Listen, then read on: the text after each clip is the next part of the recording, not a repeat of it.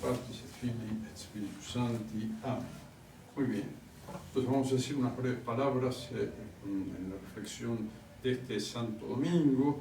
La perícopa del Evangelio está tomada de San Mateo y justamente antes de que sucediera esto en el lago de Cafarnaúm, nuestro Señor venía de curar a la suegra de Simón Pedro, es decir, de San Pedro, porque estaba con fiebre. Entonces la curó y empezaron a llegar montones de enfermos, dice el Santo Evangelio, y los curó a todos, Entonces evidentemente estuvo todo el día haciendo estas cosas, estaba cansado, porque nuestro Señor era hombre, pues era perfecto hombre, entonces también se cansaba y necesitaba dormir.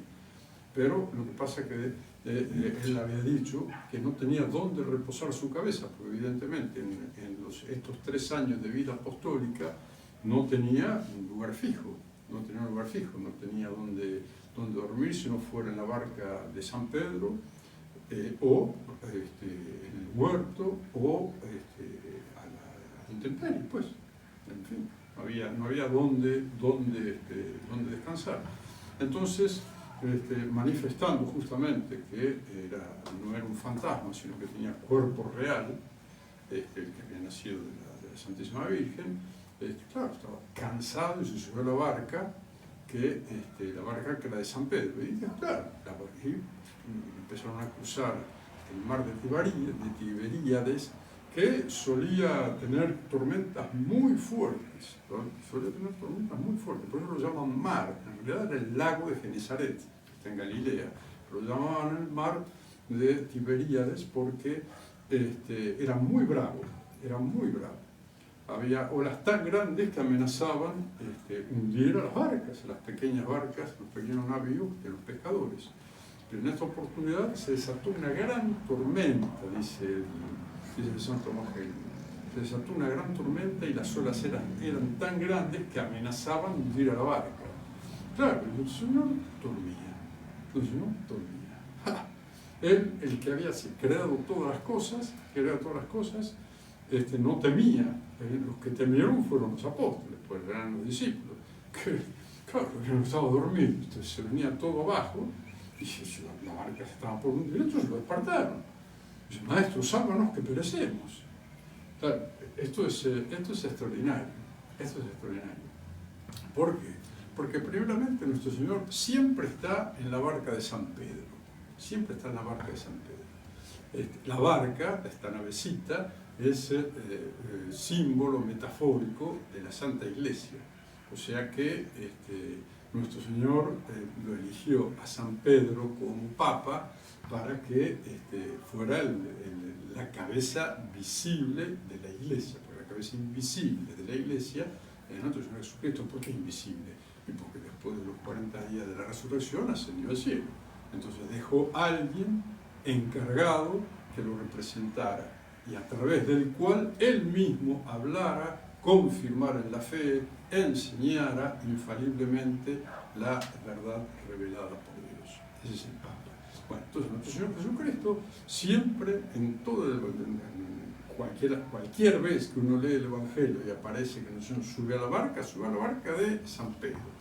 Sobre la barca de San Pedro. Es más, después resucitado, que, incluso cuando lo vieron caminar, los apóstoles, claro, se fueron, dicen, nuestro Señor se fue, desapareció, en una oportunidad desapareció, y los apóstoles subieron a la barca y se fueron hasta la otra orilla, porque él dijo que iba a ir a la otra orilla. Y claro, a la medianoche lo vieron que venía caminando sobre las aguas, y empezaron a gritar asustadísimos: es un fantasma, Entonces San Juan dice: no, es el Señor. Lo mismo que después de resucitado, cuando no sabían qué hacer, porque nuestro Señor todavía no estaba resucitado, no lo habían visto, no se había aparecido todavía donde se reunían, sino que estaban, le dijeron, San Pedro dice: bueno, voy a pescar. Dice: bueno, vamos contigo. Y se fueron a pescar. Y se subieron a una barca, que era de San Pedro, justamente, y vieron en la orilla a alguien que estaba asando, había hecho un fuego, y estaba asando un pescado. Entonces, cuando los vio cuando los vio que venían, dice, muchachos, ¿tenéis algo para comer? No, dijeron, no pescamos nada, no pescamos nada. Bueno, entonces les convidó lo que él había asado. Es una manifestación de la humanidad, pero nuestro Señor estaba resucitado. ¿Cómo es posible que de resucitado pueda armar un fueguito y cocinar un pescado ahí, ponerlo para que se hace? Además, él ha comido con ellos y, ¿cómo se llama? Y ha bebido y ha caminado con ellos, etcétera, etcétera. Pues, bueno, estas son manifestaciones de que el cuerpo resucitado de nuestro Señor puede adoptar la figura que quiera, porque los componentes, los átomos, etcétera, etcétera, como enseña la física, ¿cómo se llama? Pueden variar. Entonces, en un cuerpo resucitado que está totalmente sometido al Espíritu, puede tomar la figura que quiera. De hecho, los discípulos de Maús no lo reconocieron.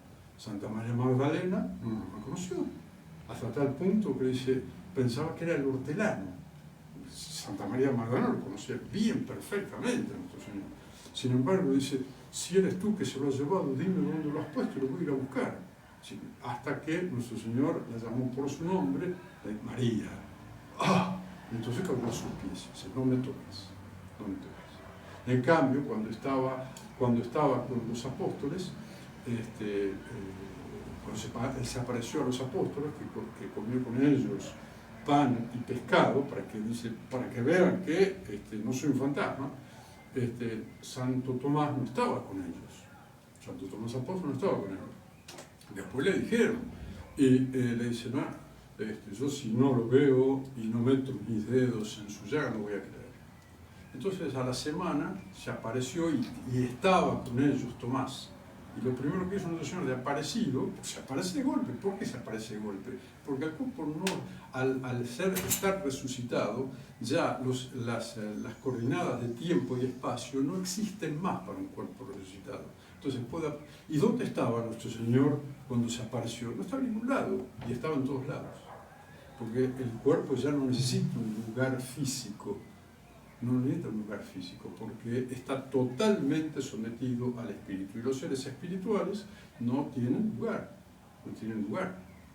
no ocupan un lugar. Bueno, el cuerpo resucitado de nuestro Señor puede estar en donde quiera. Y ahí se apareció y lo primero que hizo, Tomás, ven aquí. Dice, para que veas que soy, dame tu mano. Y agarró la mano y dice, mete tus dedos en mi llaga y mira que no soy un fantasma, sino que soy yo.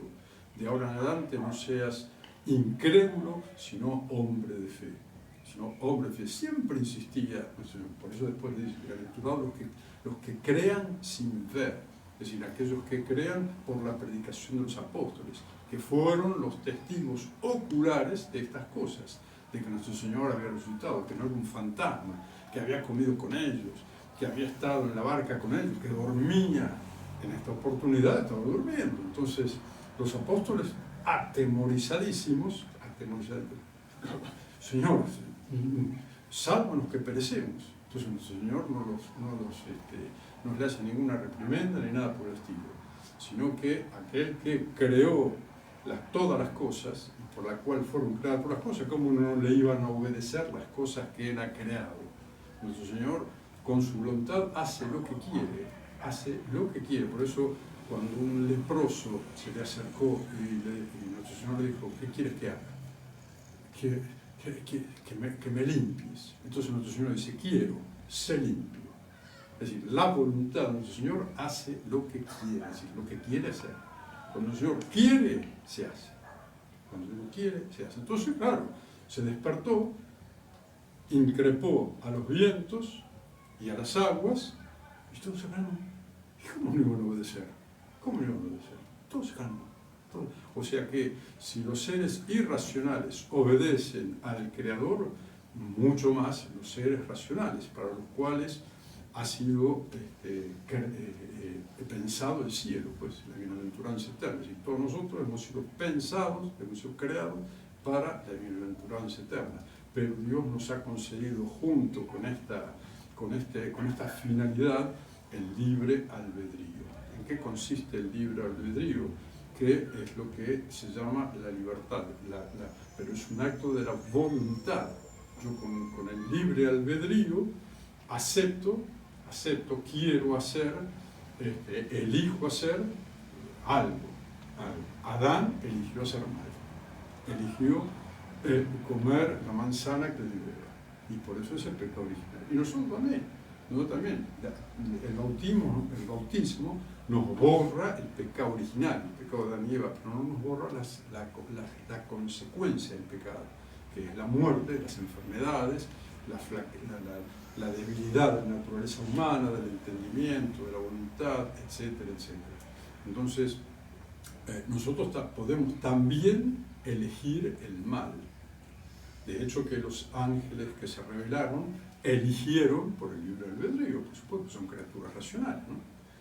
Espirituales pero racionales. Entonces, eligieron oponerse a Dios. E inmediatamente Dios creó el infierno para ellos y como dice San Pedro, los mandó al infierno a ellos. Y ellos no tienen redención. Los ángeles no pueden ser redimidos porque con el acto ven las consecuencias. Entonces el entendimiento del ángel, que es intuitivo, sabiendo, a pesar de saber lo que les esperaba, la separación eterna de Dios, quisieron oponerse a Dios.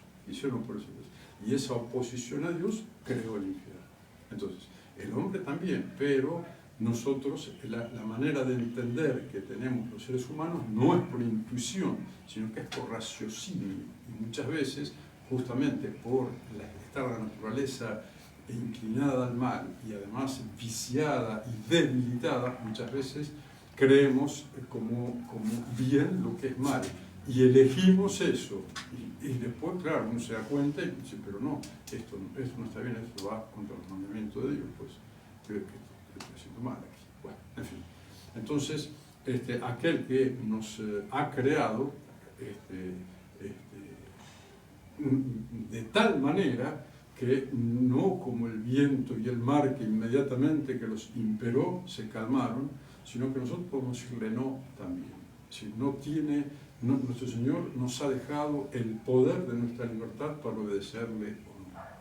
Y ese es un gran misterio. Ese es un gran misterio, pues. O sea,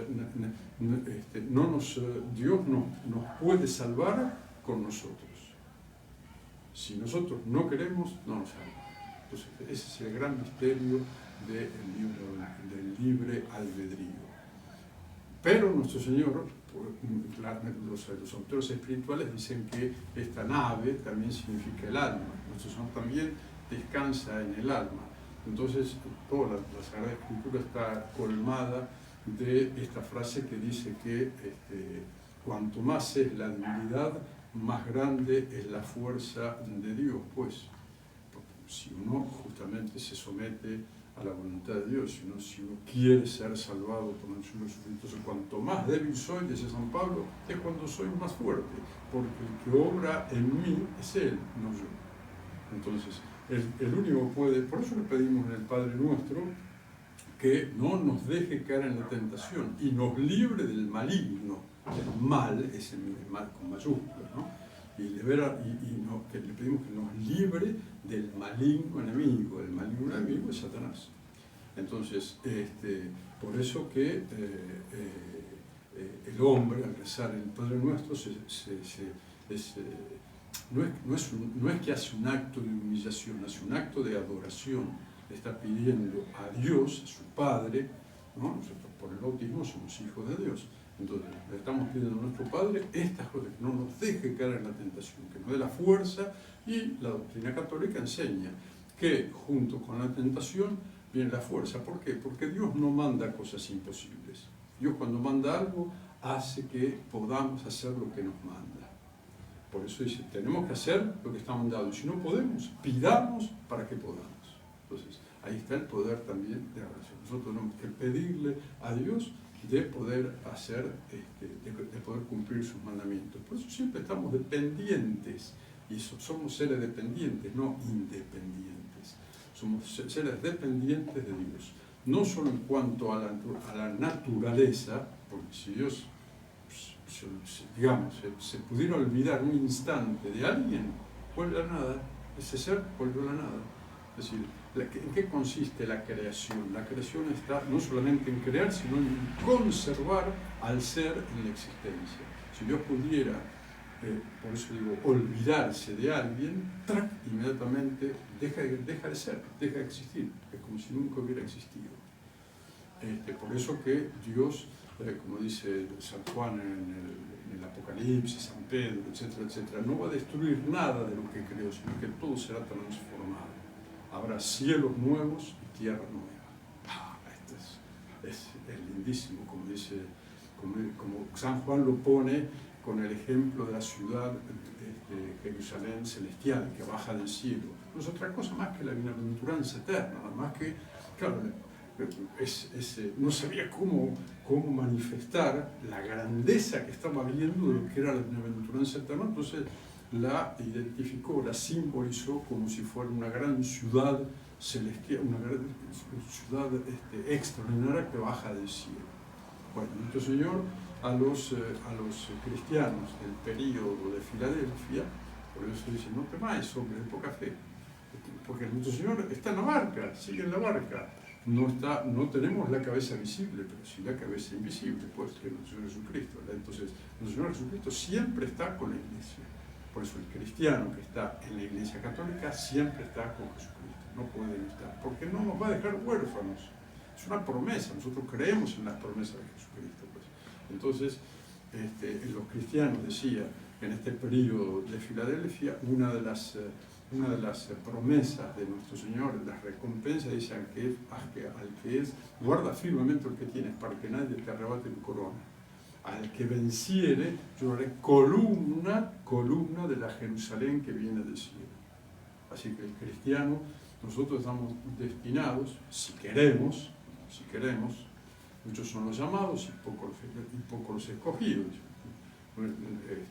Nosotros si escogemos servir a Dios, pues Dios nos dará la gracia para ser columnas de la Jerusalén celestial. Esto es una cosa magnífica. No son solamente los apóstoles, por supuesto, que son las columnas de la iglesia, tienen un lugar predominante, evidentemente, pero también el cristiano. ¿Por qué? Y porque las casas se construyen con ladrillos, cada cristiano es un ladrillo del templo celestial, pues, es de esta Jerusalén que viene del cielo, que es nuestra madre, dice San Pedro. Así que bueno, nuestra tendencia que sea eso, pero siempre recordando que nuestro Señor, aunque esté dormido, está siempre en la barca de San Pedro. Entonces, hoy el trabajo nuestro, la esperanza nuestra es pedirle no solamente a nuestro Señor, sino obrar consecuentemente, porque el que quiere el fin quiere los medios. Entonces la oración es un medio eficacísimo para pedirle a nuestro Señor que nos ablande los corazones de aquellos que tienen que trabajar y hacer que en la Santa Iglesia haya una cabeza visible, que San Pedro esté en la Iglesia como nuestro Señor ha querido que estuviera, pues, es el Papa. Entonces, que podamos, Dios mediante, cuanto antes, porque los tiempos urgen. Si ustedes han visto las noticias, pues la falsa iglesia cada vez está peor y cada vez la apostasía genera más víctimas, la apostasía lleva más almas al infierno, y todos contentos, no importa cómo. Por eso que pidámosle a nuestro Señor, a través de Nuestra Señora, que nos conceda a este pequeño rebaño, no nosotros, el pequeño rebaño que mantiene la fe católica en todo el mundo, ser gobernados por el vicario de Jesucristo, el Maestro infalible. Pues. Entonces, pidamos estas gracias y confiemos que nuestro Señor está siempre en la Iglesia. Está siempre en la Iglesia Católica. ¿Por qué? Porque la Iglesia Católica es una con Él. Cuando en el mismo decreto de la predestinación de Jesucristo, nuestro Señor pensó en la Iglesia Católica. Por eso la concepción de la Iglesia es eterna. Dios no hace nada en el tiempo que no lo haya pensado primero en la eternidad. Entonces la iglesia siempre fue pensada en relación con Jesucristo, no con el verbo, sino con el verbo hecho hombre. Por eso la iglesia es la esposa de Jesucristo. Entonces, si Dios ha querido eso, es porque la iglesia va a perdurar, pues, va a perdurar hasta el final, hasta el día que Él quiera. Así que pidámosle en la Santa Misa de hoy estas gracias que decimos, que parecen muchas, pero quedan todas si pensamos bien, quedan todas muy reducidas.